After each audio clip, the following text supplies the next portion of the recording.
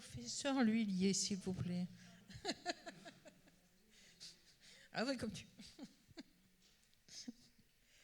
alors, qu'est-ce qu'on fait? On démarre parce qu'il est déjà 14h, presque 45, donc on a déjà 15 minutes de retard.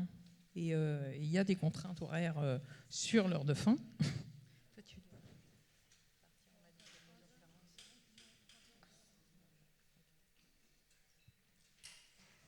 Ok, donc on va peut-être démarrer donc, cette table ronde sur la place des femmes dans les sciences ou, comme dit le programme en ligne, enfin, le Sciences pour tous, défis et opportunités pour les femmes scientifiques.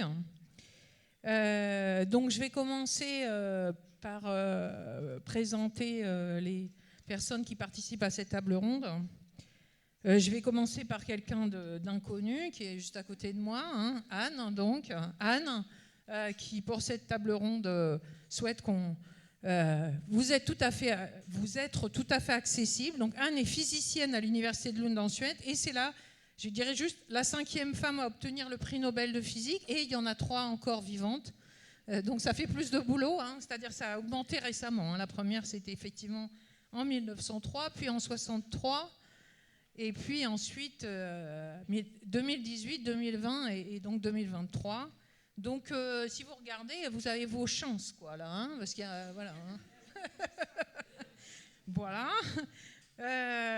Donc, ensuite, alors, de l'autre côté, Sabine de Bocher, qui est professeure de psychologie sociale appliquée, ici à l'Université de Lille, est chargée de mission égalité femmes-hommes. Puis est responsable d'un diplôme universitaire, développer et mettre en œuvre des actions pour construire l'égalité femmes-hommes. Donc voilà, à côté de moi, il y a Laurence Duchien que vous avez peut-être déjà, qui s'est déjà présentée tout à l'heure, mais qui est professeure en informatique, qui travaille au centre de recherche en informatique signalée automatique et qui est aussi accessoirement doyenne de la faculté des sciences et technologies de l'Université de Lille. Puis nous avons, je repasse de l'autre côté, Mohamed Nassiri qui est professeur de mathématiques en lycée à Douai et aussi dans quelques autres formations et qui est très impliqué dans les questions de lutter contre les inégalités qui peuvent être de genre, mais aussi sociales et qui nous parlera notamment d'un stage qu'il organise pour les lycéennes sur les mathématiques et l'informatique. Il nous parlera de fourmis. Hein, voilà, on va aussi parler d'animaux. Et puis Valérie Vallée, qui est directrice de recherche au CNRS et référente parité égalité au laboratoire de physique des lasers, atomes et molécules, donc on a déjà entendu parler. Et qui est aussi co-organisatrice de cette journée et membre du bureau de la commission Femmes et Physique de la Société française de physique. Et donc ça fait lien avec moi. Moi, je suis Nathalie Westbrook. Je suis aussi dans cette commission Femmes et Physique de la SFP, mais je co-préside une commission sœur qui s'appelle Réussir la parité en optique de la Société française d'optique. Donc, je suis aussi une opticienne, j'ai ça comme point commun avec Anne. Bon. Je suis professeure en optique, mais moi à l'université Paris-Saclay, à l'Institut d'optique. Donc voilà pour les présentations. Et donc on va démarrer cette table ronde avec. Donc on va parler donc depuis des questions sur la place des femmes en sciences. Et la première question. Et la première remarque, c'est que les femmes sont peu nombreuses hein, dans les métiers scientifiques, et en particulier en maths, en physique ou en informatique. Et quelles actions peut-on mener pour inciter plus de filles à choisir ces disciplines? À quel niveau d'études? Quels sont les freins? Et quelles sont les choses qu'on peut faire? Alors, je vais tourner d'abord vers Anne pour évoquer, puisque là, elle est aussi en particulier là pour ça, l'importance des modèles. On peut changer. Je pense que les modèles, c'est important. Ça a été important pour moi. Pour moi, le fait que Marie Curie a existé, c'était absolument très important. Ensuite, on peut avoir des modèles hommes. Donc, évidemment, on est inspiré par des professeurs qu'on a eus. C'est extrêmement important, d'où aussi l'importance de l'enseignement pour inspirer des carrières de chercheurs. Donc oui, et c'est là où j'ai aussi je sens un petit peu la responsabilité de dire oui, de venir à Lille pendant mes vacances, des choses comme ça pour le petit rôle que j'ai d'inspirer la nouvelle génération et en particulier les jeunes filles. Voilà. Peut-être, est-ce que ça marche? Oui. Je vais donner la parole à Sabine de Beauchère, qui a, au travers de ses travaux de recherche, qui a travaillé sur les questions de sentiment de compétence, peut-être, sur GELA. C'était une recherche particulière qu'on avait réalisée auprès de lycéens. Et on avait aussi mesuré ce qu'on appelle l'adhésion à certains adjectifs liés à des traits de personnalité qui sont quelquefois catégorisés soit comme féminins, soit comme masculins. C'est en lien avec les stéréotypes et le contenu des stéréotypes. Je vais essayer de vous faire un cours rapide sur les stéréotypes. Oui. C'est vrai que je n'ai pas l'habitude de parler dans un micro. En général, à la fac, les micros, ils sont nous, à Pont-de-Bois, ils sont sur le bureau, donc vous êtes couchés comme ça. Donc, je n'ai pas l'habitude de voir un micro qui me permette de parler clairement. Et donc, c'était deux recherches qu'on avait menées sur le sentiment de compétence entre les filles et garçons au lycée. Classiquement, on ne voit pas de... C'était dans les filières qui sont considérées comme typiques ou atypiques pour chacun des deux sexes. Et on avait montré, en fait, les garçons, qu'ils soient dans des filières typiques, donc des filières qui sont considérées comme masculines, ou des filières atypiques qui sont considérées comme féminines, le niveau de compétence, de sentiment de compétence était le même. En revanche, dans les autres recherches, ce qu'on montre, c'est que les filles, elles ont un sentiment de compétence plus élevé dans les filières typiques, donc féminines pour elles, et un niveau un sentiment de compétence moins élevé au niveau des filières dites masculines, donc atypiques. Alors ce qu'on nous avait montré, puisqu'on avait comparé en fait l'ancienne filière S et l'ancienne filière S, puisque depuis 2020, vous savez, il y a une réforme du baccalauréat, il n'y a plus qu'un seul bac, un bac général. En première, les élèves choisissent 3 spécialités, ils en gardent 2 pour la terminale. Donc ça aussi, on pourra en parler au niveau de l'accès aux études scientifiques. Et donc, la différence qu'on avait montrée, c'est que les filles, en fait, en filière S, elles avaient le même niveau le même sentiment de compétence que les garçons. La différence, c'était, on avait aussi mesuré le sentiment d'auto-efficacité des filles et des garçons dans STI 2D, donc c'est sciences et technologies dans le développement durable, donc une filière technologique. Et là, le sentiment d'efficacité des filles était inférieur. Mais globalement, ce qu'on remarque, c'est qu'il n'y a pas d'impact sur le sentiment d'efficacité pour les garçons, qu'ils soient dans les filières masculines ou féminines, alors que pour les filles, il y a un impact. Donc pour revenir, ma parenthèse avec le bac, donc vous avez vu que le baccalauréat, il y a eu des modifications. Et en fait, quand vous regardez bien la doublette sciences physiques et maths, qui est maintenant en terminale, on se retrouve avec 37% de filles. Je crois que c'est le pourcentage. C'est ça. Moi, quand j'ai passé mon bac, c'était en 89. J'ai passé un bac maths physique. On était 34% de filles. Donc en fait, on est retourné 35 ans en arrière. C'est quand même un peu catastrophique. Et quand les filles choisissent aussi des filières, de choisir une filière scientifique pendant le lycée, elles ne vont pas en sciences, elles vont aussi beaucoup dans la filière santé.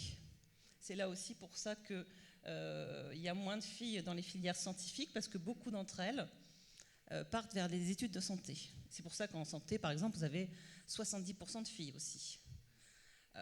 contrairement à la filière sciences et technologies, où là, vous avez 40% de filles en licence et 30 enfin, pour l'université de Lille, hein, et 30 en master. Oui. Il y a donc dans la faculté, il y a la biologie également, mais voilà. La biologie est choisie par les filles. Donc ce sont des amphis plus féminins. C'est ce qui explique le 40% en licence qu'on a ici à l'université de Lille. Alors, justement, on va peut-être donner la parole à votre voisin, donc Mohamed Nassiri, qui essaye justement, devant ce constat, propose des actions, et en particulier une action pour donner peut-être plus de confiance et un meilleur sentiment de compétence aux filles qui ont effectivement un bon niveau scientifique, mais qui abandonneraient peut-être en particulier les mathématiques ou l'informatique. Donc, est-ce que, donc pour vous introduire cette action, ce qu'on peut peut-être faire éventuellement, c'est commencer par montrer une vidéo qui illustre l'action que vous avez menée. Donc si en régie vous pouvez lancer la vidéo. Vous êtes à la pointe là quand même. Normalement.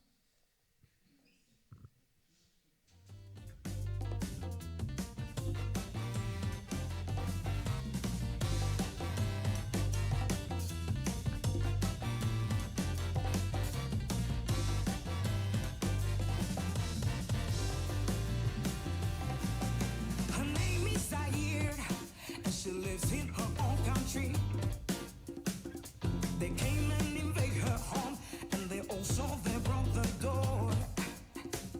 And I ask myself, what is going on in here? Where's the power? Power to the women. Power to the women. Where's the power? Power to the women. Where's the power? Power to the women. Power to the women. Where's the power? Power to the women. Power to the women. Where's the power? Power to the women. Where's the power? Power to the women. Power.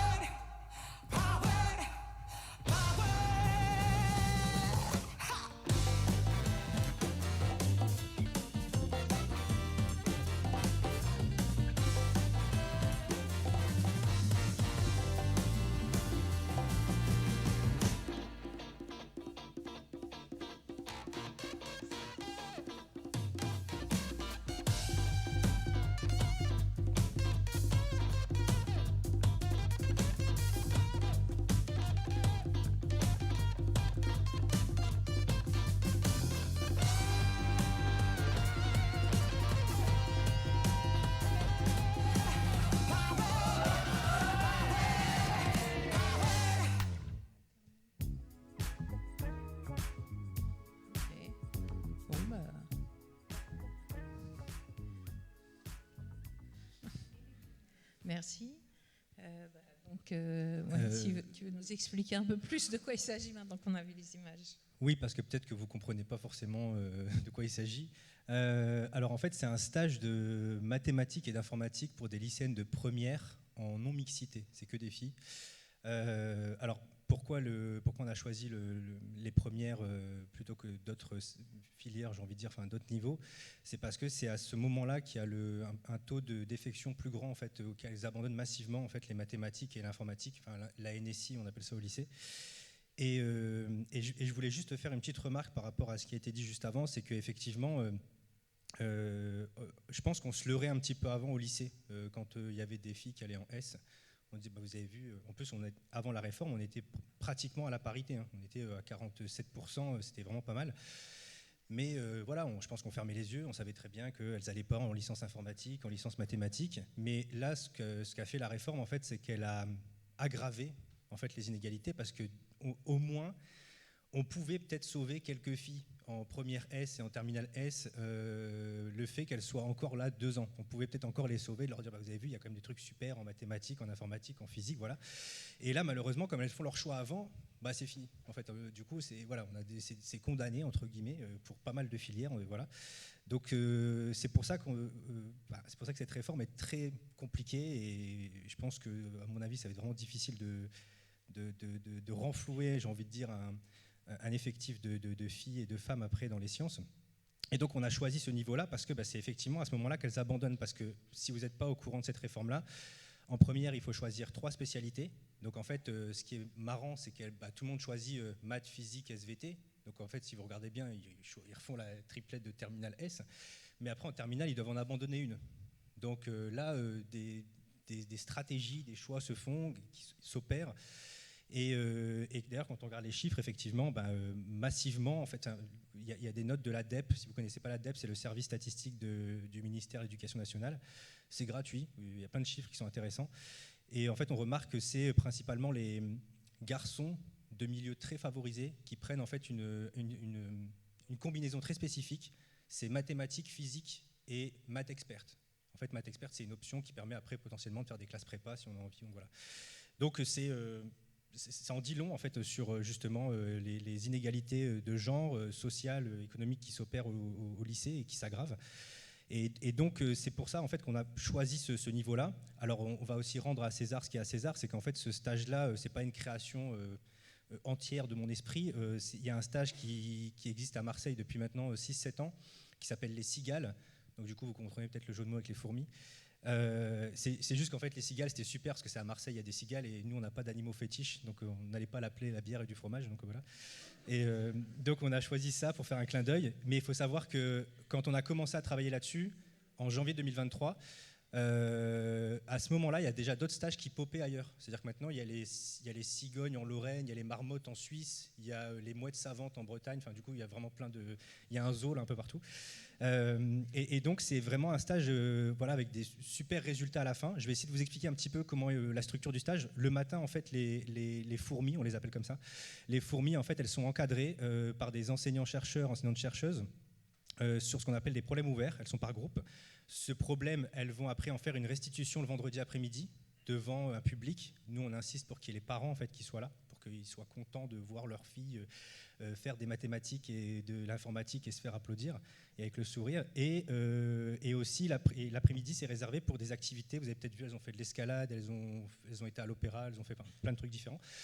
Et à la fin, elles repartent avec aussi deux marraines scientifiques, donc une marraine professionnelle et une marraine étudiante. L'idée, c'est de faire du rôle modèle, on en parlait tout à l'heure, et que ce soit des rôles modèles aussi accessibles, c'est-à-dire qu'elles puissent leur parler, parce que Anne a cité tout à l'heure Marie Curie. Ce qui est dommage avec Marie Curie, c'est qu'on ne peut plus lui parler. Donc voilà.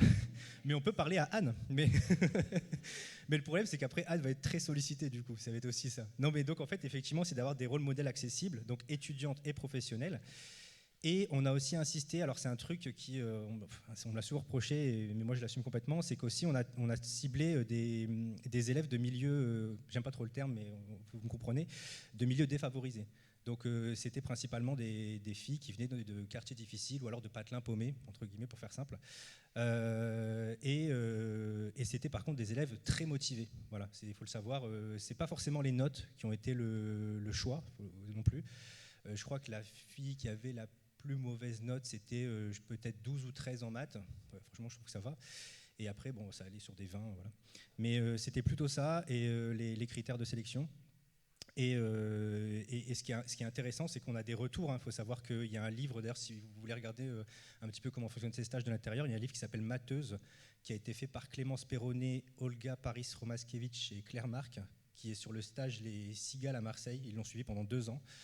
Et ils ont fait des retours, des enquêtes en fait, sociologiques sur les cigales, du coup, qui étaient là-bas pendant 2 ans. Et il y a tout ce que racontent pas mal de sociologues sur les questions justement de syndrome de l'imposteur, de manque de confiance qui est subi aussi, c'est ça qu'il faut avoir en tête. Et là, on a déjà eu des retours sur les fourmis qu'on a envoyées là. Moi, j'ai déjà envoyé des filles en fait à Marseille, au Cigales, c'est comme ça en fait que j'ai connu le stage. Et il faut savoir que les élèves que j'ai envoyés là-bas, elles ne voulaient pas prendre SPEMAT l'année suivante ou Maths Expert. Et en fait, quand elles sont revenues, elles ont changé complètement d'avis. Vraiment, elles ont choisi SPEMAT Maths Expert. Et donc, il y a un truc qui se passe en fait dans la non-mixité. Moi, pour l'avoir vécu, parce que ce stage-là, je suis resté nuit et jour durant le stage, donc je l'ai vécu entièrement. Il y a vraiment un truc qui se passe. On entend des remarques de filles comme on a pu faire du sport sans être embêté par les garçons. Ou alors, ouais, c'est un truc qui m'a marqué. C'est une fille qui dit j'ai parlé plus en une semaine que depuis le début de l'année dans ma classe. Donc ça en dit, je pense, long aussi sur ce qui se passe à l'école, sur les rapports un petit peu, je dirais, de domination, si on peut appeler ça comme ça. Et donc voilà, un petit peu ce genre de stage qui a ses effets. Parce que là, du coup, plusieurs filles en fait, prennent SPEMAT l'année prochaine ou SPNSI et avec une option Maths Expert, par exemple.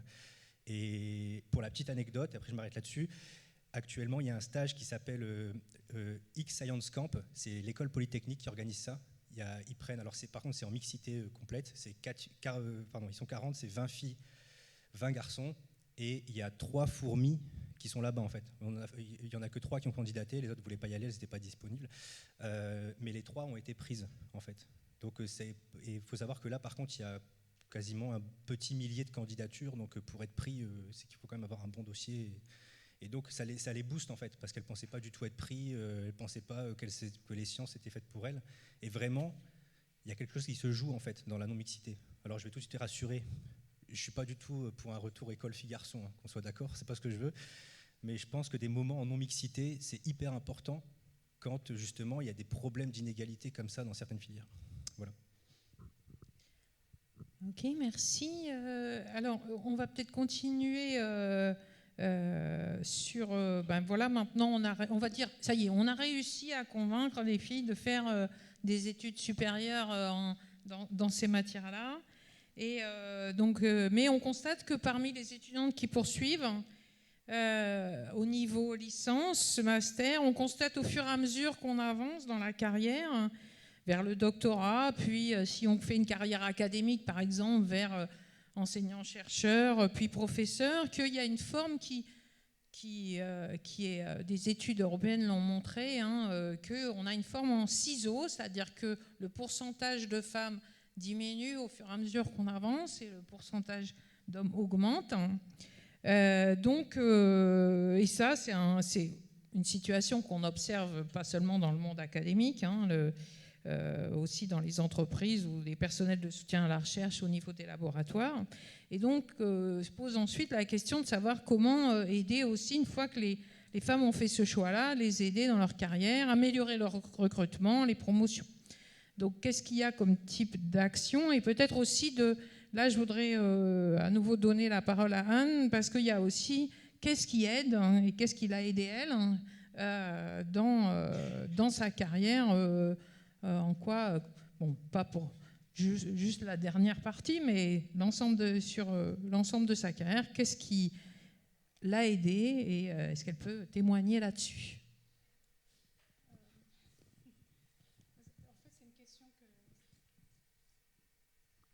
C'est une question que j'ai beaucoup après le prix Nobel, c'est quel est l'impact du fait que vous êtes une femme sur votre carrière?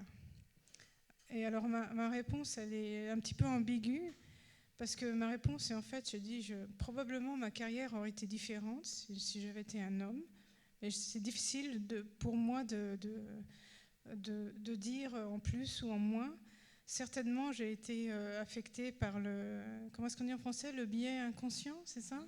Le biais inconscient qui existe, ou disons par l'attitude générale, mais j'ai aussi bénéficié de certaines mesures pour les femmes, pour que les femmes restent en sciences. Et donc, je suis un petit peu au milieu.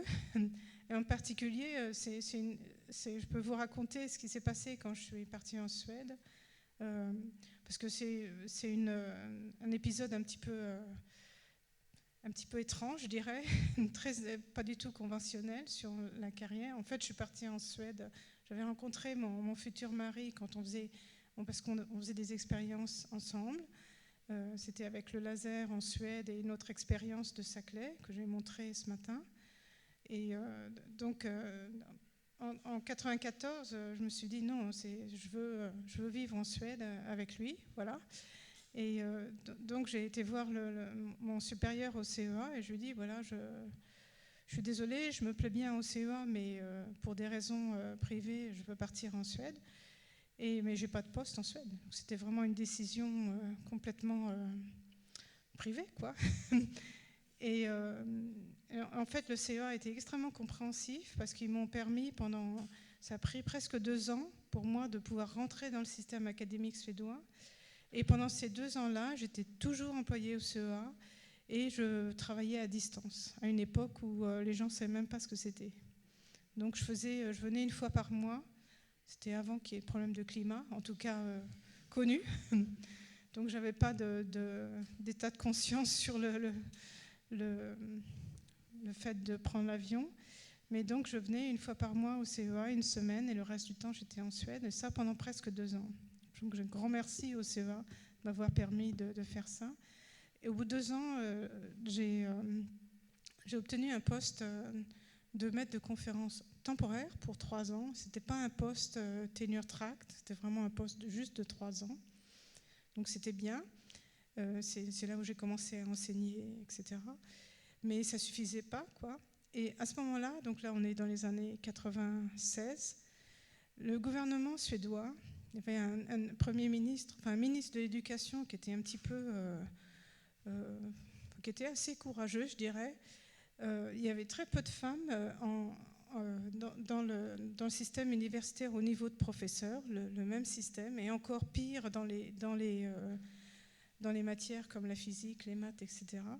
Donc ils ont créé des postes, ils ont décidé de financer des postes de professeurs uniquement pour les femmes, donc complètement à fond dans la discrimination positive. Alors, il y avait 2 étapes dans ce processus. La première étape, c'était que l'agence, l'équivalent de l'ANR suédois, décide quelles matières vont pouvoir candidater à ce type de prof. Donc ça demandait un support des profs pour dire « Ah oui, dans cette matière, il y a une femme compétente ». Et donc la matière atome en champ fort, ça s'appelait, c'était pas encore attoseconde, atome en champ fort, a été sélectionné avec tout un système de référés, etc. C'était quand même très sérieux, donc a été sélectionné. Mais la deuxième étape, c'était que l'université devait ouvrir le poste. Alors là, l'université de Lund a dit non, pas question. C'est trop discriminatoire, on ne fait pas ça. Et alors à ce moment-là, j'ai eu un petit coup des choses qui arrivent dans la vie. Et en fait, j'avais candidaté un prof à Göteborg. C'est mon supérieur à Lund qui avait dit il faut que tu candidates un poste de physique atomique. Et alors j'étais allée en disant à l'interview complètement relax parce que je voulais absolument pas avoir ce poste. Parce que si j'étais venue à Lund, c'était pas pour faire des allers-retours entre Lund et Göteborg. C'était vraiment pour être à Lund. Mais bon, donc j'ai été mise première sur ce poste. Et alors là, l'université de Lund a accepté d'ouvrir ce poste. Voilà. Donc c'est ça la petite histoire. Donc j'ai eu ce poste. Il y avait une seule candidate. Donc c'était voilà. Et donc voilà, c'est grâce à ça que j'ai eu un poste de prof à Lund, grâce à ces quotas. Quelques mois après, il y a eu un problème à Göteborg pour un autre sujet en médecine où il y avait 2 candidats, un homme et une femme. Les référés ont dit l'homme est le meilleur. L'université a dit non, mais on a de l'argent que pour la femme. Et du coup, c'est monté au niveau européen. La Haute Cour de justice européenne a décidé d'annuler tout ça. Et donc la Suède, donc ça a été complètement supprimé, ce type de poste. Donc j'ai eu la chance de passer d'un petit goulot d'étranglement à nouveau un petit peu au bon moment, au bon endroit et d'avoir ce poste. Sinon, je ne suis pas sûre que je pourrais être ici aujourd'hui, si vous voyez ce que je veux dire. Donc, mais c'est un peu pour vous montrer que ce type de quota... Alors pendant plein d'années, j'ai absolument jamais osé dire aux gens que j'avais un poste... pour les femmes, c'était quand même considéré comme pas terrible. Donc je le cachais, je mettais certainement pas ça dans mon CV. Maintenant, je trouve que je m'en fiche un petit peu, pour être franche. Et je pense que c'est peut-être une expérience intéressante à raconter, du pour et du bien de ce type de poste. Pour moi, ça a été fantastique. Maintenant, si vous me demandez si je suis pour la discrimination positive, je dis évidemment non. Mais voilà. Ok, merci. Alors, peut-être si on continue sur le sujet d'aider les femmes au niveau des recrutements, peut-être que je voulais donner la parole à Laurence pour évoquer peut-être des situations liées à des questions de recrutement. Alors, oui, on en a parlé un tout petit peu hier au téléphone, quand on a préparé la table ronde. On voit les difficultés en fait, des jeunes femmes à candidater. Souvent, elles sont peu nombreuses à déposer leur candidature. C'est souvent de l'autocensure, même au niveau des promotions. Moi, j'encourage beaucoup toutes les femmes qui sont dans l'amphi et qui n'ont pas déposé leur dossier de promotion cette année, elles déposaient l'année prochaine, parce qu'on a très peu de femmes en fait, qui demandent ces promotions. Il y a une véritable autocensure, peu de femmes qui candidatent, mais je vais souligner une action qui a lieu à la fois au collège doctoral et une action qui a lieu également au laboratoire Cristal, laboratoire Pain-Levé et INRIA. En fait, on essaie d'accompagner toute personne qui le demande par un système de mentorat. Et c'est quelque chose qu'on souhaite développer complètement sur la faculté. Donc le système qui a été mis en place, des mentors ont été formés pour accompagner des collègues, et puis les collègues qui le demandent sont accompagnés à des moments particuliers en étant en postdoc, donc juste avant la candidature sur un poste de maître de conférence ou de chargé de recherche, ou bien juste avant d'envisager l'HDR ou de candidater prof, au moment où on se pose pas mal de questions, où on a besoin d'un petit déclic, d'un petit coup de pouce pour aider, pour justement aller jusqu'au bout ou alors, dans les personnes que j'ai croisées, des gens qui potentiellement pensent changer de sujet de recherche. Et donc là, pendant une année, en fait, il y a des rendez-vous réguliers entre mentors et mentorés. C'est complètement anonyme. En fait, on ne sait pas. Donc, c'est géré au niveau des laboratoires par un tout petit groupe qui connaît les noms, mais ce sont les seules personnes à connaître les noms. Ce sont des gros laboratoires, donc on est en général mentoré par une personne qui n'est pas du tout de son équipe, qui n'est pas du tout de son domaine, donc qui permet d'avoir un certain recul par rapport à son sujet, par rapport à sa carrière, et ce qui permet de se rencontrer une fois par mois ou une fois tous les 2 mois, et puis de voir comment le projet avance, quelles sont les pistes qui pourraient être envisagées, discutées. Et donc il y a plus d'une trentaine de personnes qui ont été mentorées comme ça dans le laboratoire Cristal. Et l'idée, c'est de le développer sur la faculté, mélanger les domaines, bien sûr, parce qu'en plus, pour avoir des points de vue différents, pour mieux accompagner les personnes qui, à un moment donné, ont besoin d'avoir un retour sur leur carrière, un retour sur leur façon de voir leur évolution, que ce soit dans la faculté ou dans le monde académique en général. Donc ça, c'est une première action. Ce qu'on aimerait bien, mais on en a déjà discuté en CODIR, en comité de direction, c'est aussi au niveau des comités de sélection, ce qu'on appelle les COS, c'est vraiment avoir les pourcentages, se baser sur ces pourcentages un peu pour prendre également des décisions. Bien sûr, pas de discrimination positive, mais quelquefois, on oublie, pendant la discussion, on se voit plusieurs fois sur ces comités de sélection, et quelquefois, on oublie, il y avait quelques femmes au début, et puis là, elles ont tendance à disparaître. Il faut peut-être regarder les dossiers autrement, essayer de mettre de côté ces biais et d'arriver à travailler autrement dans ces comités de sélection pour aller vers plus de diversité dans nos facultés. Et puis ensuite. Je voulais rebondir en fait sur justement deux choses que j'ai entendues. En fait, je ne sais pas ce que les gens appellent des discriminations positives, mais il y a Isabelle Collet qui travaille sur ces questions-là en Suisse, qui est une chercheuse suisse en informatique, qui a écrit un livre qui s'appelle Les oubliés du numérique, que je vous conseille vraiment d'aller regarder. Et elle a une phrase que j'aime beaucoup, en fait. Isabelle, elle dit que concernant les quotas, vous appelez ça comme vous voulez, mesure de rattrapage, bref, je préfère être prise parce que je suis une femme que de ne pas prise parce que je suis une femme. Parce que dans le premier cas, je peux montrer ma valeur, en gros. Je trouve que du coup, ça dit bien la chose. Et après, il y a une anecdote que j'aime bien raconter dans la représentativité et dans les quotas, parce que tu parlais de dossiers, il n'y a pas beaucoup de dossiers de sélection. Je pense que vous connaissez toutes et tous l'émission Question pour un champion, qui a changé de présentateur avec Samuel Etienne, qui est un jeune maintenant, parce que Julien Lepers du coup a fait beaucoup d'années. Et en fait, moi, j'avais jamais fait attention à ça. Et c'était durant une interview que Samuel Etienne disait que, en fait, beaucoup d'émissions, la très très grande majorité des émissions de Question pour un champion, il y avait 3 hommes, une femme. Moi, j'avais jamais fait attention. Vous pouvez regarder, vous allez voir, il y a souvent 3 hommes, une femme. J'avais jamais fait gaffe. Et Samuel Etienne questionne en fait pourquoi il y a 3 hommes, une femme. En fait, pourquoi il n'y a pas 2 femmes, 2 hommes. Et en fait, l'équipe de production lui dit c'est parce qu'en fait, on respecte le quota des dossiers qu'on reçoit. Et il dit en plus, on triche parce qu'on reçoit moins de 25% des dossiers. C'est plutôt aux alentours de 15.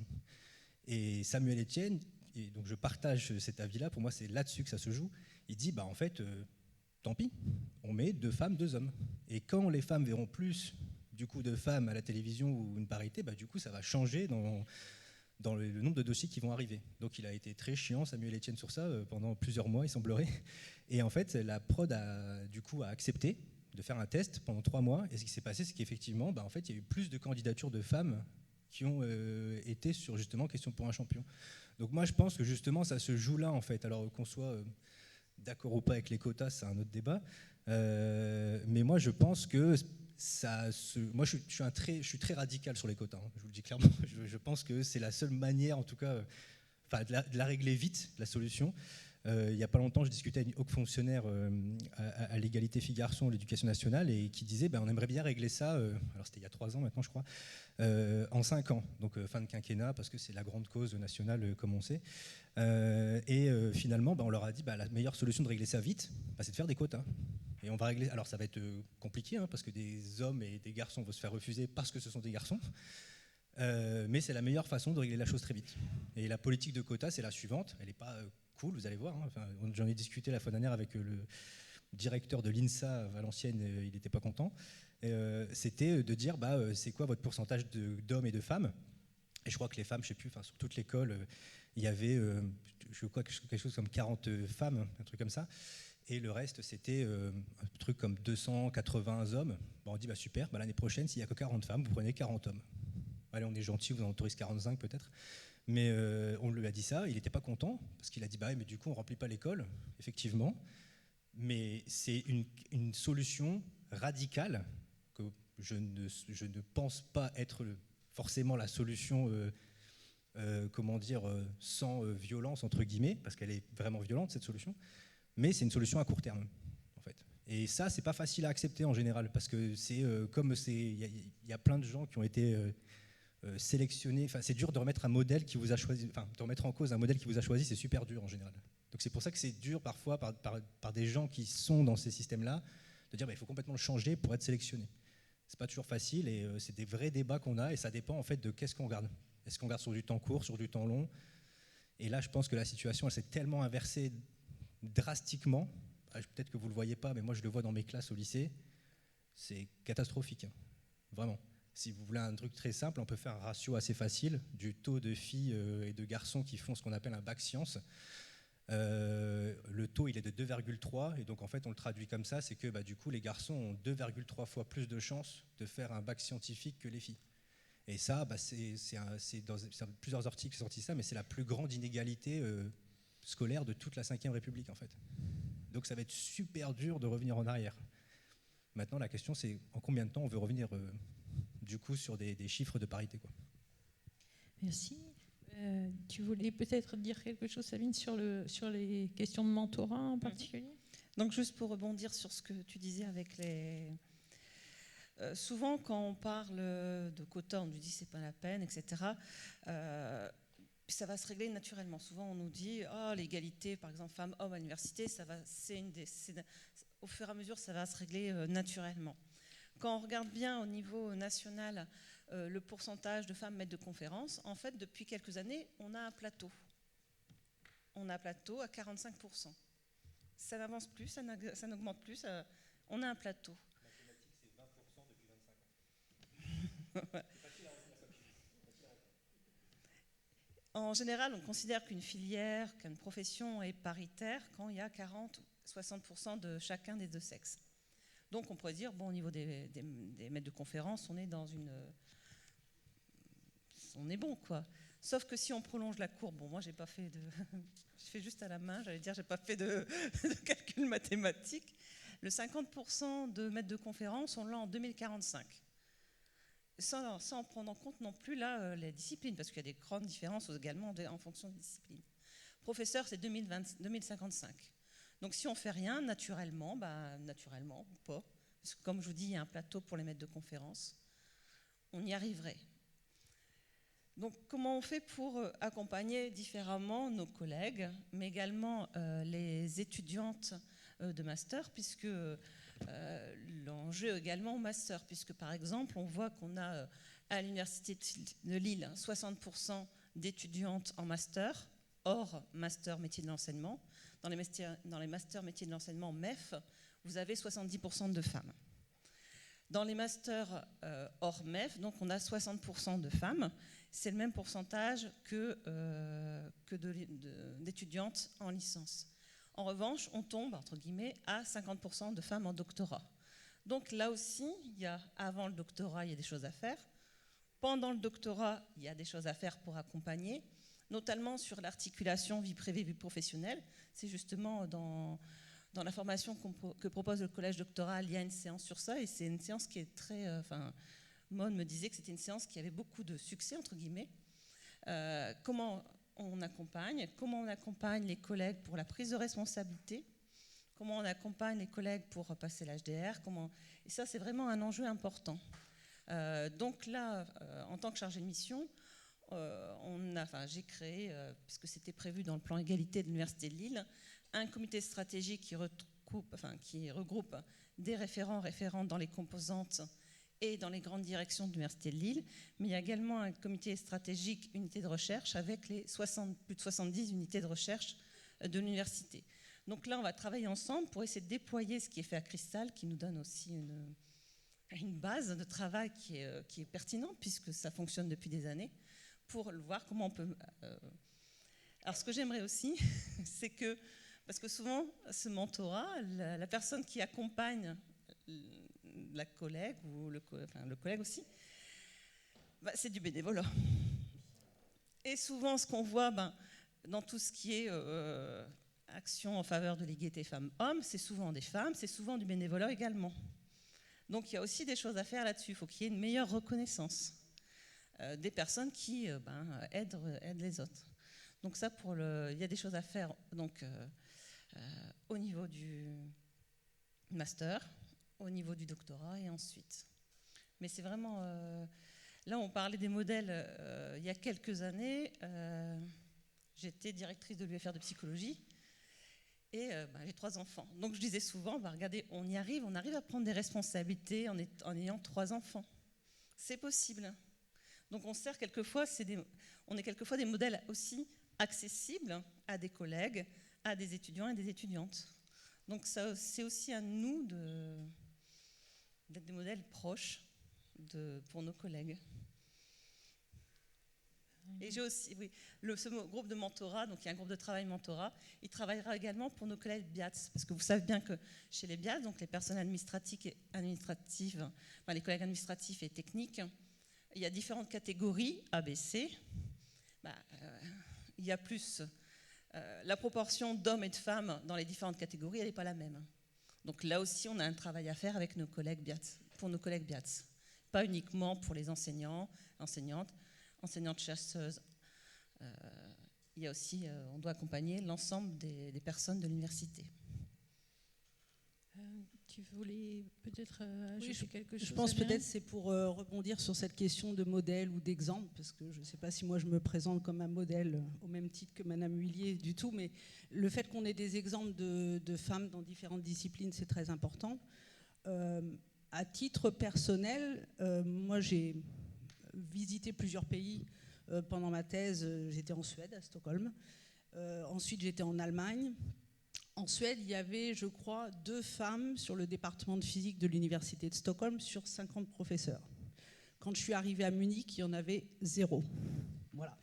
Donc, et je me souviens que ça a choqué à la fois les deux collègues avec lesquels je travaillais, parce qu'ils me disaient mais c'est incroyable, enfin, on a des très bonnes femmes en physique dans ces 2 pays, et pour l'instant, peut-être qu'elles n'avaient pas bénéficié du type de poste que vous avez pu avoir à Lund, que je trouve très bien, parce que c'est quand même dramatique d'arriver à ce type d'exclusion totale. Par contre, ce qui m'a beaucoup fait réfléchir et ce que j'aimais beaucoup du temps où j'ai passé en Suède, c'était la notion, alors je ne sais pas peut-être si c'est vrai partout, mais c'était la conciliation temps professionnel, temps personnel. Où en fait, en tout cas, je parle de Stockholm, où les réunions étaient planifiées de façon à ce que tout le monde puisse y assister, même s'il y avait très peu de femmes, ça concernait quand même quelques femmes, et donc le temps des réunions était hors temps d'école. Voilà. Et ça, c'est des choses qu'on ne fait pas toujours en France, et je pense que ça peut être un point qui est très bloquant, pas seulement pour les femmes, mais aussi pour les papas qui s'occupent des enfants. Hein. Enfin, voilà. Donc il y a une réflexion à faire sur la façon dont on considère la vie publique, la vie privée. Et il y a aussi peut-être à revoir, parce qu'on se pose la question, et je pense que vous l'aviez évoqué aussi, Madame de Beauchère, sur l'absence de femmes à des responsabilités. Est-ce que les responsabilités sont parfois bien mesurées? Est-ce qu'on n'en demande pas trop à hommes et femmes quand on prend des responsabilités? Est-ce que ce sont des responsabilités qui sont humainement acceptables?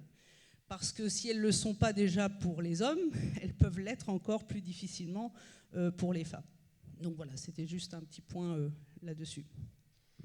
Merci. Je pense qu'on est parti sur ce thème de la qualité de vie au travail et de la conciliation. Je pense que Anne, tu voulais... Alors moi, je voudrais confirmer que c'est très curieux parce que la Suède est un pays très égalitaire. Il y a autant d'hommes et de femmes politiques, par exemple. Mais il y a un gros problème au niveau de l'université. C'est pour ça qu'ils avaient créé ces postes, mais c'est complètement anecdotique. Ça représentait très très peu.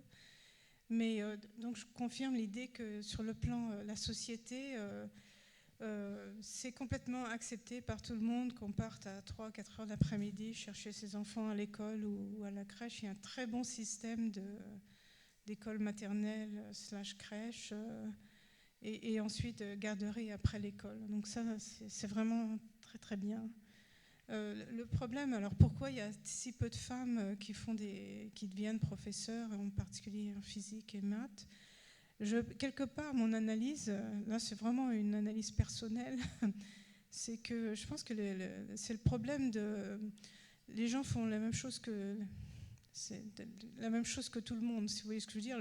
La Suède est un pays très, très discipliné, c'est la culture. Les gens sont très disciplinés, il n'y a pas de grève. C'est peut-être pas mal, mais bon. Bien qu'ils ont tout à fait le droit de faire la grève. Mais je pense que donc je pense qu'il y a un problème vraiment très, très jeune dans la société, à l'école.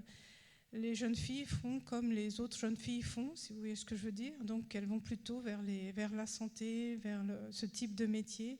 Et les garçons font comme les autres garçons, donc plutôt vers l'industrie ou les sciences scientifiques. Donc je pense que c'est vraiment un problème de société quelque part, ce qui est assez catastrophique, mais c'est très très très compliqué.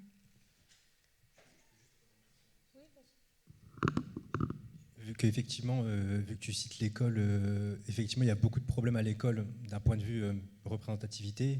Je pense qu'on montre effectivement pas assez de rôle modèle. Là, on va parler des sciences, donc féminins, bien évidemment. Mais après, je rejoins un petit peu. Moi, je suis très mal à l'aise en fait parfois de demander à des femmes de faire de la pub sur leur temps personnel. En fait, même je dirais parfois professionnel. Je m'explique. Par exemple, si je prends juste l'exemple à l'université de Lille, Il n'y a pas beaucoup d'enseignantes, chercheuses, professeurs en informatique, hein, tu peux me confirmer, je pense, Laurence. Et en fait, 5. voilà. Donc, et en fait, le problème, c'est que, alors moi, j'ai été invité il y a 2 ans au ministère de l'économie sur la féminisation des filières du numérique. Et moi, j'étais un petit peu choqué d'entendre un ministre dire, dont on taira le nom, c'est Jean-Noël Barrot, de dire mais mesdames, montrez-vous. Et moi, ça m'a un peu choqué parce que déjà, en tant qu'homme, je pense que c'est fini de dire aux femmes ce qu'elles doivent faire.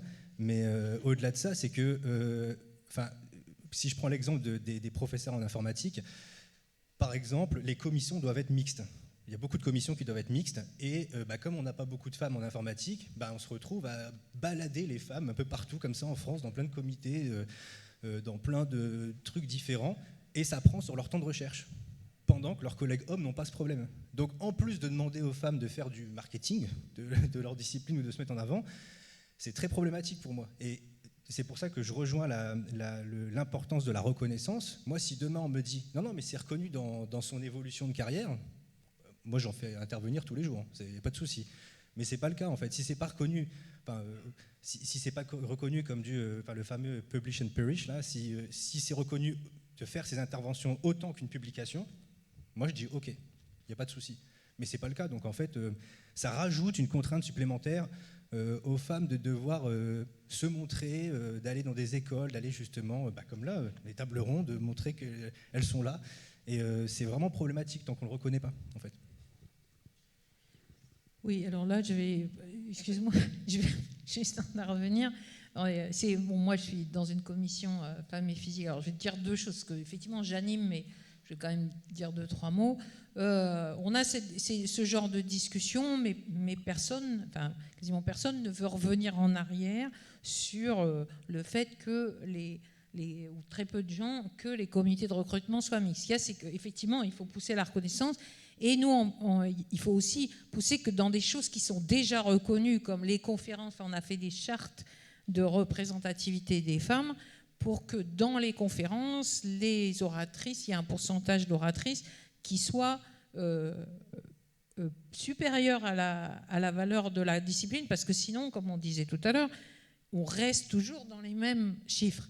Après, il faut arriver à se battre pour le faire appliquer. Et là, je pense que c'est peut-être, je fais appel à vous tous qui êtes là, tous et toutes, c'est que ça n'est pas que l'affaire des femmes. Effectivement, il y a vraiment besoin du soutien de tout le monde pour dire, moi je me souviens d'une initiative, d'homme à une conférence dans mon domaine qui avait dit, il n'y a pas un pourcentage suffisant de femmes, moi je refuse l'invitation.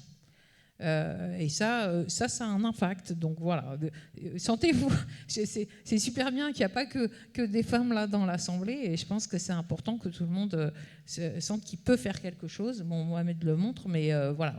Mais il ne faut pas lâcher les quotas. Alors peut-être, comme on avait prévu d'évoquer aussi ces questions de qualité de vie au travail, je pense qu'on a déjà abordé.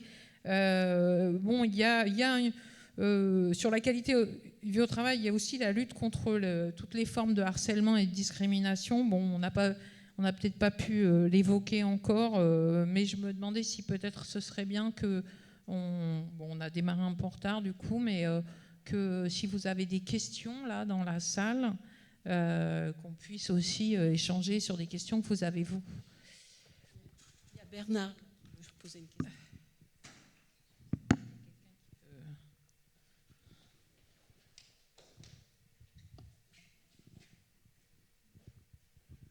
Simplement 3 remarques. La première, en ce qui concerne la figure tutélaire de Marie Curie, prix Nobel, n'est-ce pas, 2 fois prix Nobel. La première fois, elle a eu le prix Nobel. Pourquoi ?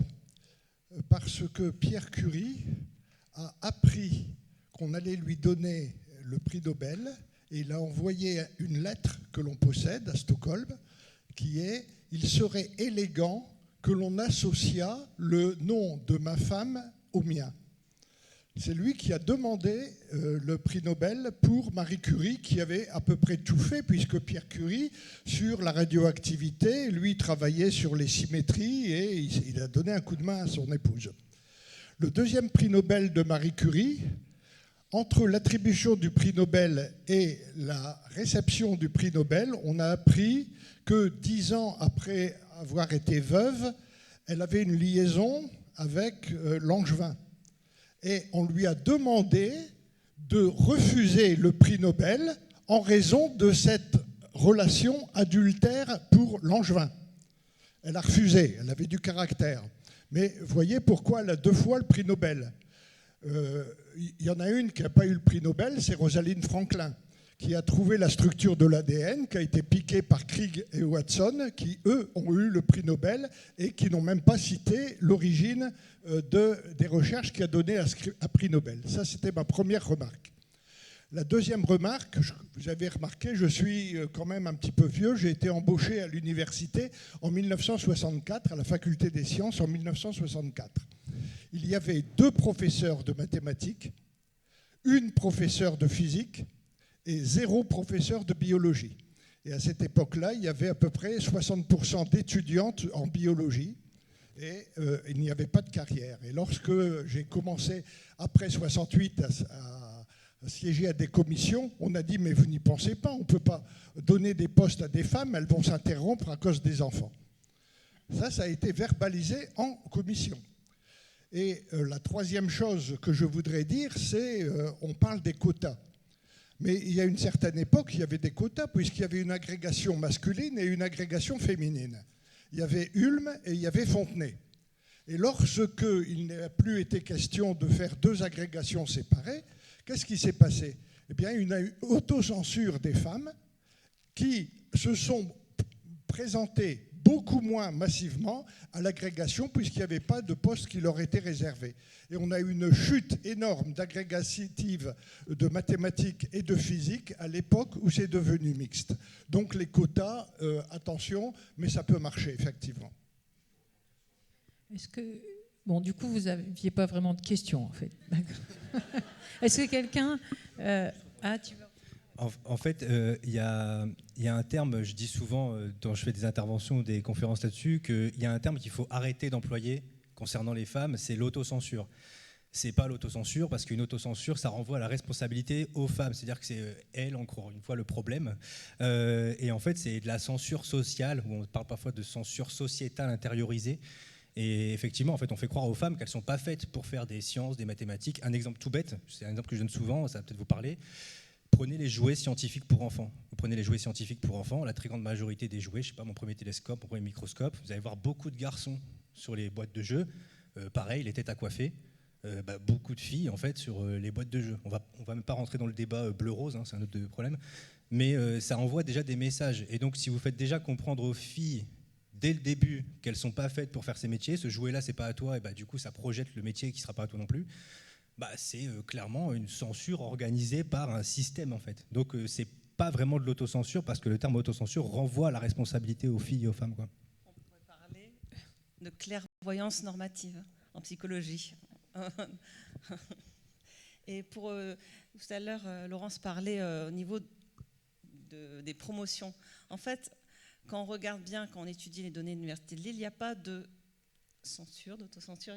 Il y a le même, par exemple, si vous comparez le vivier, le pourcentage de femmes promouvables, le pourcentage de femmes candidates et le pourcentage de femmes promues, il n'y a pas trop de différence entre le pourcentage de femmes promouvables et le pourcentage de femmes candidates à des promotions. C'est au niveau des femmes promues qu'il y a une différence. Donc les femmes, elles n'ont pas, il n'y a pas d'autocensure ou quoi que ce soit. Elles postulent. Si on prend l'exemple de l'Université de Lille pour professeurs des universités, de la 2e à la 1re classe, 45% de femmes, 23% qui sont promues. Et quelles que soient les disciplines, ce n'est pas spécifique aux sciences humaines, aux sciences technologies. Donc là, il y a quand même un problème. Enfin, pour moi. Certains m'ont dit, oui, mais c'est structurel, c'est normal. Je dis oui. Enfin, passer de moitié, diviser par 2 le chiffre. Donc, il n'y a pas de... Il n'y a pas nos collègues femmes candidates pour les promotions. C'est dans la deuxième phase qu'il y a un problème. Je crois qu'on va bientôt terminer, je ne sais pas. Mais pour terminer sur une note un petit peu positive, moi, c'est juste sur mon expérience personnelle. J'ai quand même l'impression que la tendance, elle est positive. Ça va peut-être pas aussi vite que ce qu'on voudrait, mais moi, j'ai vu pendant mes 40 ans de carrière quand même que, par exemple, mon groupe de recherche, il est 40% de femmes. Et il y a une vingtaine d'années, je me suis retrouvée avec un groupe avec que des hommes, plus moi. Donc il y a quand même une évolution, et je vois ça aussi au niveau des étudiants. Dans mon cas, c'est ingénieur, physique ingénieur. C'est pareil, ça monte de 15%, 20%, 25%. Bon, ça pourrait être beaucoup plus haut, mais je vois quand même une évolution positive. Il y a une évolution positive sur le nombre de prix Nobel femmes en physique. Mais bon, peut-être que la statistique, elle n'est pas assez grande, mais bon, je suis quand même assez positive mais je suis complètement d'accord avec tout ce qui a été dit, par exemple sur l'importance du mentorat, sur l'importance aussi des réseaux entre femmes. Il y a ça beaucoup, mentorat, je fais ça au moins, j'ai beaucoup fait ça, et ma technique pour pas que ça me prenne trop de temps, c'est de les inviter à déjeuner en fait. On fait ça tous les mois, tous les 2 mois, et ça me prend pas trop de temps et c'est très utile. Mais c'est complètement du bénévolat, c'est pareil, c'est pas reconnu mais bon, toutes ces mesures, je pense que c'est important. Le quota, moi je pense qu'il faut faut pas laisser tomber les femmes compétentes. Il faut essayer de recruter 2 si la personne est 2e au lieu d'être première. Enfin, il faut essayer de faire des efforts. C'est très compliqué. De toute façon, il n'y a pas de solution magique, mais il faut essayer quand même d'accélérer un petit peu le processus. Voilà, c'est ça que je voulais dire. Okay. Alors là, c'est effectivement l'heure de fin. Mais on n'a quand même pas pris beaucoup de questions. Est-ce qu'il y avait questions dans le public qui est là-bas? Il y a une question là-bas. Est-ce que quelqu'un peut amener un micro? C'est une question. D'accord, super.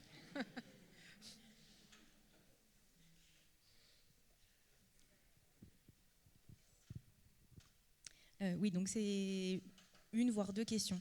On a parlé effectivement de quelles mesures en fait prendre pour rendre accessible ou en tout cas plus attractif les sciences pour les femmes et les jeunes filles. Mais il n'y a pas, du coup avec notamment le stage cigale, fourmi et puis tout le reste. Mais est-ce qu'il y a justement une volonté d'arrêter d'invisibiliser les femmes qui ont pu justement apporter quelque chose aux sciences et qui apportent encore aujourd'hui quelque chose aux sciences, mais pour les jeunes hommes et les hommes? Est-ce qu'il y a ce genre de stages qui sont proposés justement pour mettre en valeur les femmes ou justement d'autres minorités, on va dire, auprès des plus grandes des majorités, comme les stages qui sont prévus pour les jeunes hommes apparemment d'un milieu moins populaire, quoi.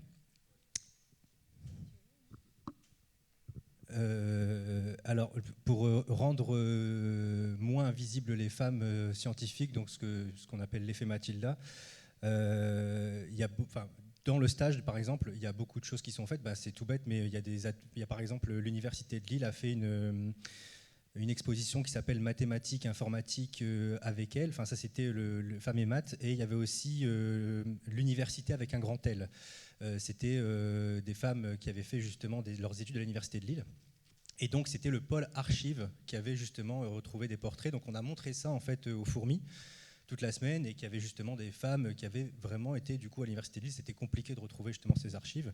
Donc il y a aussi un travail qui est fait. Il y a pas mal de choses qui sont de plus en plus faites à ce niveau-là. On commence à ressortir. Moi, au début, quand j'intervenais, que ce soit auprès d'élèves, auprès de collègues, quand je demandais de citer 10 mathématiciens, bon, il y en a qui en avaient, on va dire, les 5-6. Quand je demandais des mathématiciennes, il n'y avait personne, mais vraiment personne au tout début. Là, il commence à avoir des noms qui sortent. Pareil pour les informaticiennes, il commence à avoir Ada Lovelace qui sort, et avant, ce n'était pas du tout le cas. Donc on sent effectivement, je rejoins Anne, il y a une évolution là qui arrive. Alors, effectivement, moi, parce que je suis un peu chiant, j'aimerais que ça aille plus vite. Mais oui, il y a quand même quelque chose de positif là-dessus. Après, pour répondre à la question sur les stages en non-mixité pour les garçons. Alors ça, c'est à chaque fois une question que j'ai. Je vais juste préciser un truc important. Pour organiser les fourmis, je vais parler personnellement, ça m'a pris 1 an et demi de ma vie. Vraiment, ça a été très long, ça a été très compliqué à faire. C'est un stage que les filles ne payent pas. C'est un stage qui coûte approximativement 20 000 euros, je crois. Et donc, les filles ne payent pas ça. Il faut trouver l'argent, il faut y passer du temps. C'est vraiment beaucoup. Il faut trouver les marraines, il faut réseauter. Enfin, ça prend beaucoup de temps à organiser. Donc, j'ai pas le temps pour faire un autre stage pour les garçons, je te dis honnêtement. Et après, il y a aussi un truc que j'aime bien préciser par rapport à ça, par rapport aux garçons. C'est hyper important. Tout à l'heure, j'ai cité la coiffure. J'ai cité la coiffure tout à l'heure parce que c'est un exemple que j'aime beaucoup. Effectivement, la coiffure, il y a 98% de femmes, de femmes en CAP coiffure, donc une extrême majorité. Quand on regarde bien, les hommes sont très minoritaires dans ces trucs-là. Selon les académies, ça va de 4% à 0% d'hommes, donc voilà. Mais globalement, en moyenne, ça fait 2%. Maintenant, si je vous demande de me citer des noms célèbres de la coiffure, vous allez me citer Franck Provost, Jean-Louis David, Jacques Desange, Jean-Claude Biguin, je peux continuer la liste, elle est très longue la liste. Que des hommes. Parce qu'en fait, il y a un truc qui se joue, c'est que les rapports de domination ne sont pas les mêmes quand on est en minorité, quand on est une fille, et quand on est en minorité, quand on est un garçon. Donc même dans un milieu où les garçons seront minoritaires, en fait, ils vont s'en sortir. Et dans le livre Mateuse, en fait, Clémence Perronnet dit un truc qui est très juste. En fait, dès que vous êtes dans un système capitaliste et patriarcal, les garçons, ils vont s'en sortir. Alors, oui, il y en a pour qui ça va être dur. Moi, je suis passé par là, je viens d'un milieu pauvre et je sais que c'est pas facile. Mais je ne comparerai jamais ma situation avec ce que peut avoir une fille de ma classe sociale, j'ai envie de dire, de ce qu'elle a pu vivre. D'ailleurs, justement, moi, je ne parle jamais au nom des femmes, parce que ce n'est pas un truc que je connais. Moi, je ne sais pas ce que c'est que d'être une femme, je le dis honnêtement. J'ai vécu du racisme, ça c'est sûr, mais je ne sais pas ce que c'est que le sexisme. Je ne sais pas ce que c'est que de devoir faire attention à comment je m'habille pour aller d'un point A à un point B. Enfin, ça, je ne sais pas. Je ne sais pas ce que c'est, toutes ces choses-là. Donc, c'est pour ça que pour moi, selon moi, le combat, il ne se situe pas là.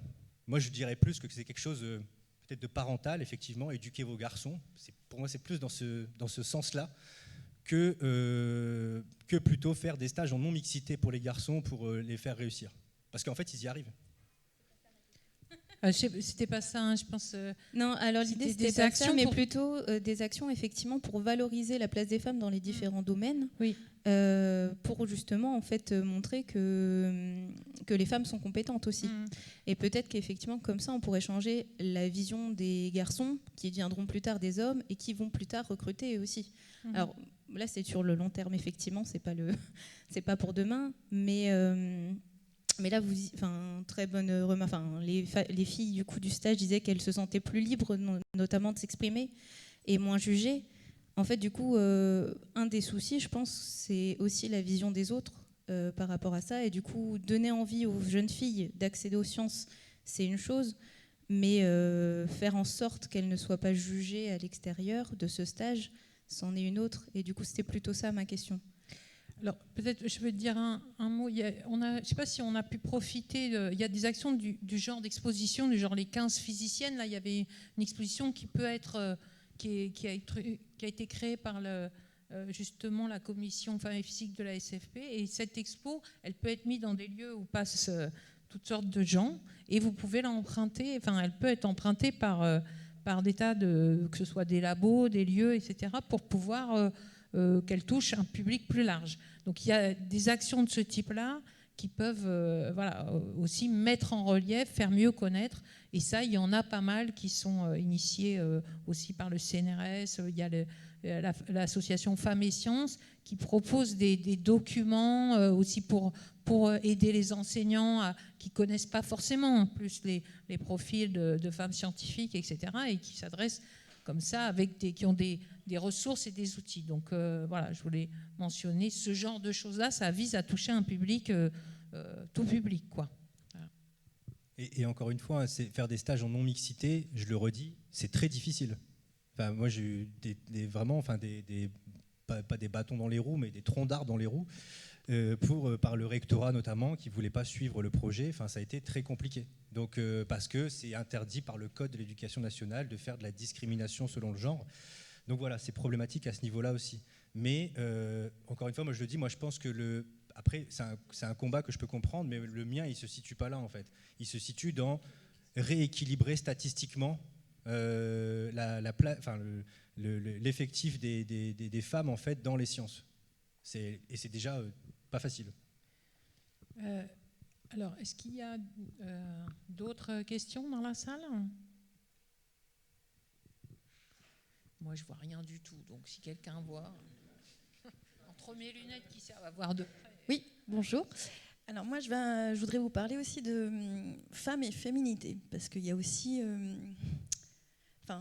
c'était ce qui m'est arrivé moi, quand j'étais en prépa. Il y avait ce poster « Femme, devenez ingénieure ». Super poster. Sauf que la femme qui était représentée avait un casque de chantier, des bottes, des cheveux filasses, des grosses lunettes, même pas maquillée. Et je me suis dit, mais non, en fait, j'ai l'impression que je dois faire un choix entre être féminine et faire des sciences. C'était un biais cognitif, en fait, qu'il y avait.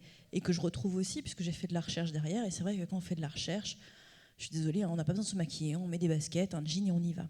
Contrairement à du droit ou ces choses-là. Et je pense qu'à un âge, pour du secondaire surtout, moi je vois mes élèves qui font attention, qui recherchent qui se maquillent beaucoup, qui sont en recherche d'identité. Il faudrait aussi leur dire que on peut faire des sciences sans renoncer à sa féminité. Donc du coup, moi, c'est pas vraiment une question, mais c'est une demande que j'ai de faire plus d'affiches de campagne où on peut être très féminine et faire des sciences. Et vous, mesdames qui travaillez, peut-être qui sont en postdoc ou doctorantes, si vous accueillez des lycéens, sortez le grand jeu. Parce que personnellement, depuis que j'y ai pensé et depuis que je le vois, je fais attention à chaque fois que je vais voir mes élèves. Je suis toujours en robe talon pour montrer qu'on peut être passionné en sciences et en même temps être très féminine. Moi, je suis très mitigé par rapport à ça, en fait. Vraiment, là-dessus, je suis assez mitigé parce que je ne sais pas si c'est un bon message qu'on envoie de dire absolument qu'il faut être belle pour faire des sciences. Je ne sais pas si c'est le bon message qu'on envoie. C'est un peu comme, je vais être pareil pour les fourmis. On m'avait proposé de faire venir Miss France dans mon stage et j'ai refusé. J'ai refusé parce qu'en fait, pour moi, le message n'était pas le bon, en fait. Oui, mais c'est comme les histoires de quotas. À un moment donné, il faut changer un truc pour que ça s'enclenche et après, on oublie. Oui, mais là, pour moi, en fait, le faire venir Miss France, pour moi, c'est problématique. Alors, je sais... je parlais pas de Miss France, c'est juste montrer qu'on n'a pas un choix à faire entre féminité et science. Oui, non, il n'y a pas de choix à faire, mais je trouve qu'en fait, vouloir absolument sortir le grand jeu, pour reprendre les termes, je ne sais pas si c'est le bon message à envoyer, en fait. De dire, vous voyez, pour faire des sciences, il faut en plus être belle. Oui, mais c'est le message implicite que tu peux envoyer. Quand tu fais ça, c'est le message implicite que tu peux envoyer. Bon. Tu peux. Oui, non, mais Oui, je pense que ce qui est important, si je peux me permettre, on était en train d'échanger avec ma voisine, c'est de montrer des figures différentes, en fait. Voilà, parce qu'on peut effectivement être attiré par... Il ne faut pas caricaturer, mais voilà, c'est bien qu'il y ait de la variété et qu'il y ait différents types d'hommes et différents types de femmes qui soient montrés. Je pense que c'est important. Mais effectivement, que ce ne soit pas quelque chose... Moi, j'organise des activités, pour revenir à ce qu'on a avant, pour parler des femmes scientifiques avec des étudiants d'école d'ingénieurs, puisque j'enseigne en école d'ingénieurs, et donc il y a une majorité d'hommes. Et effectivement, ça aide. En fait, ce qui montrait des diversités de profils de femmes et aussi des diversités de profils d'hommes, ça leur est utile aussi. Il y a souvent des garçons qui viennent me voir en me disant le fait qu'on parle des femmes, en fait, aide aussi les garçons qui ne sentent pas le profil masculin standard à se sentir plus à l'aise. Donc je pense que ça permet, en fait, c'est une façon d'ouvrir et d'avoir plus de place pour tout le monde, quoi. C'est-à-dire, c'est le pas de diversité vers les femmes peut être un pas de diversité plus large après, quoi. C'est une préoccupation plus large. Après, je m'en vais. Je vais dire une dernière chose, puis après je dois partir. Mais quand j'ai eu le prix UNESCO L'Oréal en 2011, donc c'est un prix pour les femmes en sciences. Et une des conditions, donc leur idée, c'est quand même vraiment d'aider les femmes en sciences, de montrer que les femmes peuvent faire de la science. Et une des conditions, c'est de mettre des grandes affiches dans les aéroports avec des femmes qui font de la science. Je ne sais pas si vous les avez déjà vues. Et c'était vraiment une des conditions pour avoir le prix. Alors, moi, au départ, j'étais complètement contre, vraiment contre. J'aurais dit non, ça, je veux bien tout ce que vous voulez, mais pas ça, parce que d'avoir, c'est comme les photos modèles, quoi, d'avoir une affiche dans les aéroports. Je refusais totalement. Et en fait, ce qui s'est passé, c'est que d'abord, ils sont venus, une équipe de journalistes à Loon. Ils ont fait plein de photos, plein de films fantastiques. C'est même mieux que ce que les Nobel a fait après. Vraiment, c'est un des meilleurs. Et ils ont réussi à faire des photos de moi. Il y en a deux. Il y en a une où on me voit avec des lunettes laser et une blouse en train d'aligner un laser. Et donc là, on ne voit pas en fait si je suis une femme. Enfin, c'est complètement anonyme et ça me dit ok, ça va. Et c'est pas comme c'est pas comme la publicité où on voit des femmes très belles. Et il y a une autre photo qui m'a aussi convaincue. Et donc ces deux photos ont été mises dans l'aéroport. C'est une photo qu'ils ont réussi à me prendre en train d'enseigner, où il y a vraiment, on voit des équations derrière, et puis il y a ils ont réussi à capter ce qu'on a quand on enseigne. Et cette photo m'a tellement plu que là j'ai accepté. Donc c'était un peu, je réponds pas vraiment à cette. Moi je suis tout à fait pour il faut être tolérant, quoi. Il faut accepter la diversité.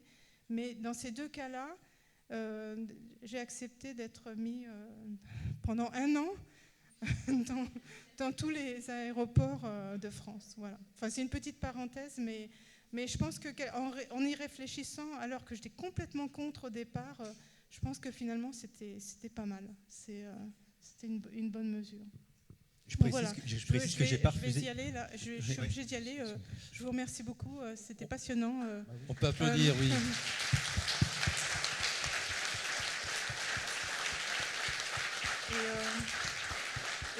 Mais continuez sans moi. Merci beaucoup. Merci beaucoup. Je précise juste rapidement, j'ai pas refusé Miss France parce que elle était belle. Hein, j'ai pas dit ça. J'ai pas dit ça du tout. C'est juste que pour moi, c'était pas le bon message à envoyer. Elle a été sélectionnée pour un concours que j'estime sexiste.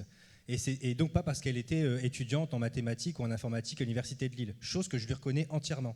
Mais elle venait avec autre chose que ça. Elle venait avec son écharpe Miss France et ça m'embêtait beaucoup sur le message que ça portait en fait, parce qu'en plus elle venait avec une équipe, voilà, donc c'était un peu embêtant pour moi de faire ça. Et je vais dire aussi un truc personnel, je suis un homme qui organise ce genre de truc, j'ai le droit à aucun écart, donc je fais très attention à tout ce que je fais, à tout ce que je choisis, et ça pour moi c'était le truc à ne pas faire.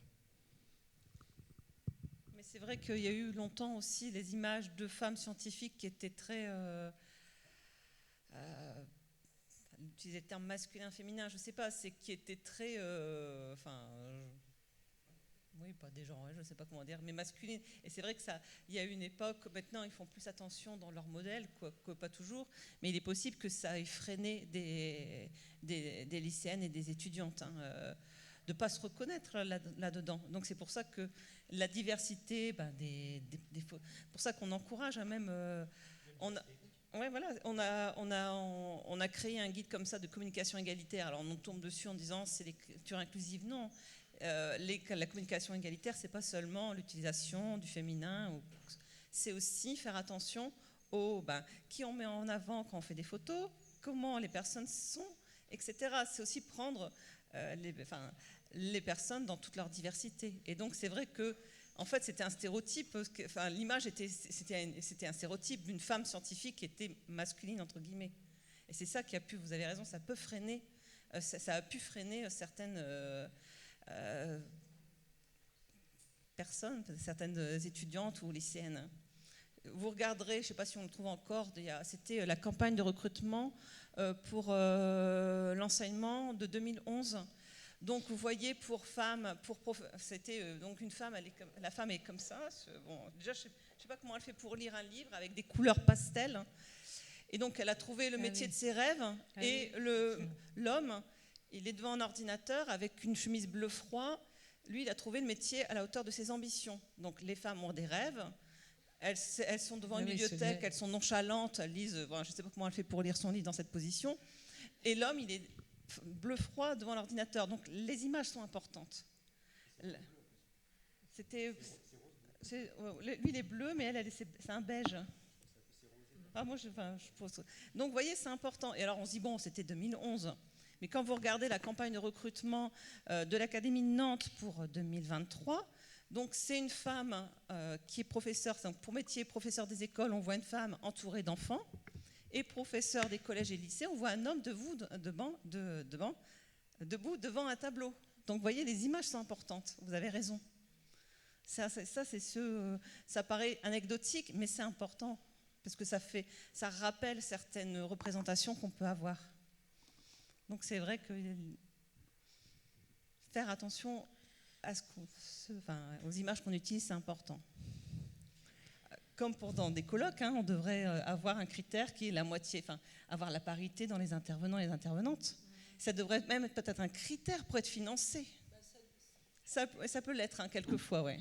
Oui, ça le devient. Si je parle de l'Université de Lille et le soutien aux manifestations scientifiques, la parité dans le comité d'organisation et la parité dans les intervenants qui sont proposés est regardée attentivement. Oui.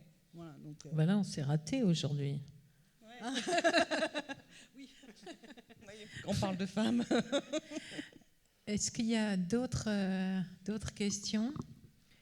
Alors, est-ce qu'il y a quelqu'un qui peut approcher un micro? Bonjour. Je me posais justement la question, les stéréotypes en fait ont l'air d'être ancrés depuis bien plus jeune, et c'est vrai que là, depuis le début, on parle d'action à partir de la première, d'action en doctorat, post-doctorat, etc. Est-ce que vous menez aussi, en partenariat avec la Fac de Lille, des actions justement sur les plus jeunes, les collégiens, les collégiennes, ou même à la limite peut-être dès la primaire, ce genre de représentation? Parce que c'est vrai qu'on a l'impression que toutes ces images de l'institutrice, etc., démarrent très très jeune dans la tête. Et moi, je viens d'un collège qui est plutôt en zone campagnarde, et c'est vrai qu'on le voit très fort. C'est ancré bien. On est dans le Pas-de-Calais, près de Béthune, un petit village près de Béthune. Ah, je vous accueille à bras ouverts. Donc, mais c'est pas dans le cadre de mes fonctions, c'est que j'ai des recherches qui ont été menées dans le primaire pour voir par exemple les interactions en classe, pour voir la notation des copies également. Et j'ai aussi fait des interventions dans des, qu'on appelle ça, vous savez, auprès des enseignants, j'ai plus le terme. Oui, c'est pas dans la formation des enseignants, c'était à l'inspection l'inspection d'éducation nationale de Lens. Donc il y avait une conférence avec des enseignants et des enseignantes. Donc, mais tout ça, comme on le dit tout à l'heure, c'est des choses qui, tout ce qu'on peut faire comme ça en dehors, ça prend pas en compte, c'est des choses bénévoles pour la carrière, et ça prend du temps, et c'est pas des choses qui sont rentables. Par rapport. Et puis c'est remettre en cause, parce que par exemple le stage des fourmis, c'est comme les autres stages, le stage des fourmis, c'est comme les autres stages en fait qui ont lieu en France, il n'y en a pratiquement aucun, je vais me dire aucun, qui est soutenu par les rectorats locaux, parce que tout simplement, ça remet en cause la réforme du lycée. On est en train de dire, vous voyez, là on est en train de prendre sur notre temps personnel bénévole pour réparer un peu vos conneries. Et clairement, ils ne vont pas nous soutenir, en fait. Donc, on le sait très bien. Et c'est l'un des problèmes. Et c'est aussi admettre qu'il y a des inégalités. Alors, c'est chiffré, en fait. Mais ça demande, honnêtement, un investissement financier et humain important pour organiser ça. Parce que le stage qui est organisé à l'île des Fourmis, c'est 20 lycéennes par an. C'est peanuts, c'est vraiment un pansement sur une fracture ouverte. Là, on est en train de perdre des filles de manière catastrophique. Moi, je ne partage pas le constat très positif de Anne pour le vivre en réel. Et donc, en sauver 20, c'est pas grand-chose. C'est mieux que rien, mais c'est pas grand-chose. Mais si après, c'était soutenu d'un point de vue ministériel, moi, j'ai une solution. Au lieu de faire du SNU, on peut faire ça, par exemple. Ça coûte moins cher. Donc, voilà. Mais on pourrait faire ça, et peut-être qu'on pourrait faire des stages pour les garçons, du coup. Parce qu'il y aurait assez d'argent, il y aurait assez de moyens, il y aurait assez de personnes pour le faire. Voilà. Et donc, c'est possible. Donc, c'est juste que ça demande... moi, je pense que ça demande un courage politique de faire ça. Et là, ce n'est pas le cas, en fait. Donc, je pense que tant qu'on n'a pas ça, ça ne va pas bouger. Alors, il y a des actions pour... moi, pour avoir été des colloque où il y avait la formation des professeurs des écoles, l'idée de mettre plus de poids, plus d'heures. Enfin, il y a la Société française de physique, par exemple, qui pousse pour que dans la formation des professeurs des écoles, il y a aussi une part plus importante de sciences, puisque le problème, c'est aussi, on peut intervenir, mais ça, on sent bien qu'on va toucher, il y a des interventions. Hein. Moi, j'ai des étudiants qui vont dans des classes de primaire pour pouvoir faire des interventions, on essaye de valoriser ça, des interventions scientifiques auprès des enfants. Mais le plus efficace, c'est quand même, si on parle en termes de nombre et d'efficacité, c'est de pouvoir mieux former les... Il y a beaucoup d'enjeux sur la formation des professeurs et déjà aussi, c'est beaucoup de femmes, les décomplexer sur leurs propres compétences sur les matières scientifiques, quoi, parce qu'il y a effectivement... Donc là, ça, c'est des choses qui sont possibles parce que ça se démultiplie plus, quoi. Enfin, peut-être, si on y arrive. On leur apprend peut-être à faire des séances à l'éducation filles-garçons, mais on ne leur apprend pas la pédagogie égalitaire. Il y a la nuance, c'est au quotidien, comment je donne autant la parole à une fille qu'un garçon, comment je choisis les œuvres sur lesquelles je vais m'appuyer, et tout ça, ça manque. Il y a bien, parce que c'est facile, entre guillemets. On peut faire des séances de MC sur l'égalité filles-garçons, mais si au quotidien, les pratiques, si dans les classes, on a encore les peaux bleues et les peaux roses, si on dit c'est l'heure des mamans quand c'est la fin, vous voyez, c'est tout bête, mais c'est pour ça que je parle plutôt de pratique de pédagogie égalitaire plutôt que de séances à l'éducation. Il y a une petite anecdote aussi que j'aime bien raconter sur ces fameuses pratiques pédagogiques en fait, qu'on peut faire en tant qu'enseignant.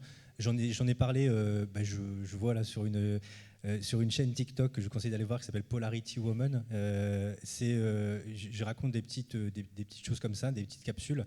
Et il y a une anecdote que je raconte qui est une anecdote de cours. Vous allez comprendre en fait comment on peut faire de la non-mixité parfois sans s'en rendre compte.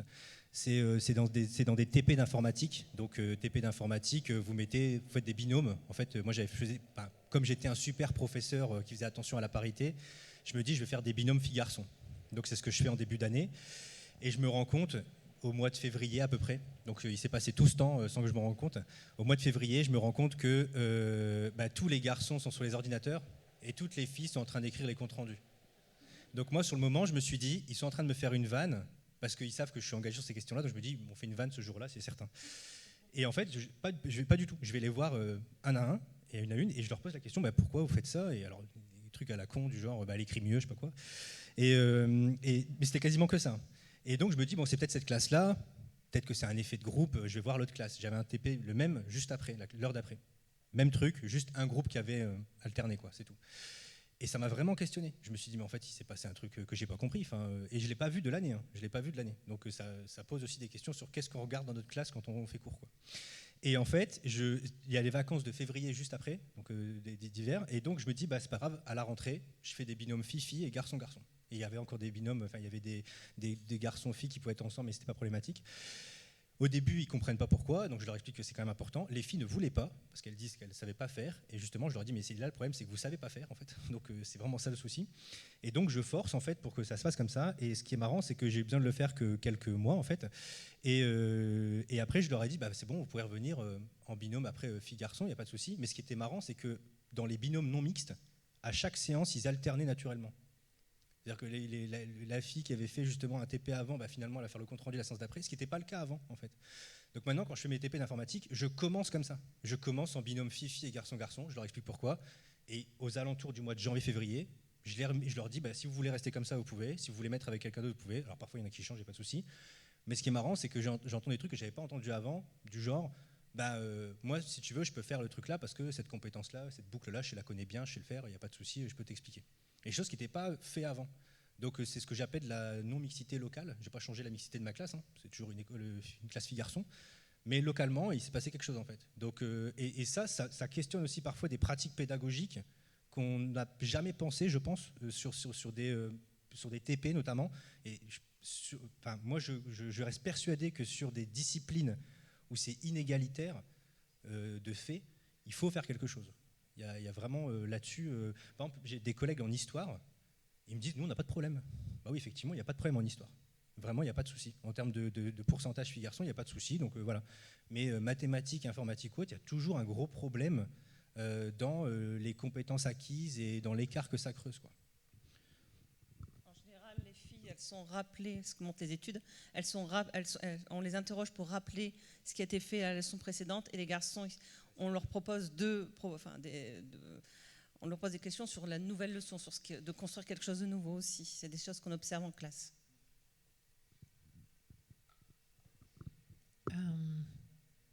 Est-ce que... Mais je veux finir, c'est pas de la faute des enseignants et des enseignantes. C'est parce qu'on a tous et toutes des biais. C'est facile, j'allais dire, pour moi, ça fait depuis ma maîtrise que je travaille là-dessus, c'est facile de voir, d'avoir des lunettes de genre. Mais si on n'est pas formé à, si on n'est pas sensibilisé à, on s'en rend pas compte. Même en étant formé, moi je suis sur ces questions-là. Par exemple, les bulletins scolaires, il y a une étude qui est sortie il n'y a pas longtemps sur les bulletins scolaires, sur comment on les remplissait. Moi j'ai relu mes premiers bulletins scolaires, j'ai pleuré du sang. Parce qu'en fait je me suis dit, ok, d'accord, effectivement, j'ai déjà mis élève souriante. Alors il faut se poser la question de à quoi ça sert élève souriante sur un bulletin, clairement. Moi j'ai déjà vu élève solaire aussi. Je ne sais pas à quoi ça sert, pas scolaire, hein, solaire je précise. Donc il y a des choses qui ne servent pas. Et l'étude elle est assez frappante parce qu'elle dit qu'en fait, on met très souvent en avant l'attitude positive des filles et rarement leurs compétences. Rarement leurs compétences. Et les garçons, c'est l'inverse. On met très souvent en avant leur attitude négative, mais on met aussi des compétences positives. Et les filles, on n'a quasiment pas. Et vraiment, l'étude, elle est, l'étude, elle est quasiment sur 750 000 bulletins. Donc, c'est pas une petite étude. Vraiment, c'est édifiant. Les statistiques qui sont ressorties par rapport à ce qui est mis dedans, c'est assez incroyable. Et moi, en lisant mes premiers bulletins, je me suis dit, ok, en fait, moi aussi, j'ai écrit ça, quoi. Et c'est vrai que c'est super dur de se remettre en question, parce que je me dis, je l'ai écrit, maintenant je fais attention dans ce que j'écris. J'écris des phrases du genre, tu es une mathématicienne qui s'ignore, ou des trucs comme ça, que j'avais jamais écrit avant, en fait. Parce que c'était pas naturel pour moi, en fait, de l'écrire, ce truc-là. C'était plutôt, effectivement, de mettre en avant son attitude. Et je pense que c'est pas nécessairement facile en fait de se remettre en question, comme je disais tout à l'heure, de remettre en question un système qui vous a choisi, vous avez bien été dedans, vous avez aussi été évalué comme ça, et donc vous vous dites que c'est peut-être normal en fait de le faire comme ça aussi, mais pas du tout.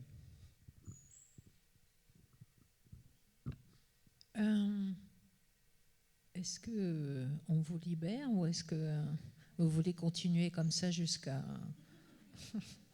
on est content, hein, mais voilà.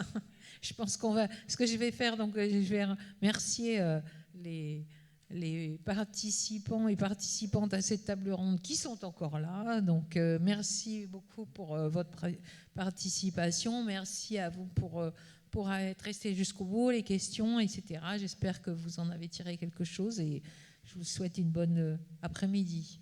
Voilà. Au revoir.